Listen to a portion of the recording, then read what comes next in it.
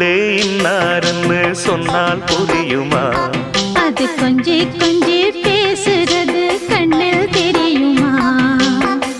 உலகே அழிஞ்சாலும் உன் உருவம் அழியாதே, உயிரே பிரிஞ்சாலும் உறவேதும் பிரியாதே. உண்ணாமல் உறங்காமல் உன்னால் தவிக்கும் பொண்ணு மணியின் நெஞ்சுக்குள்ளே இன்னாருன்னு சொன்னால் புரியுமா? அது கொஞ்சி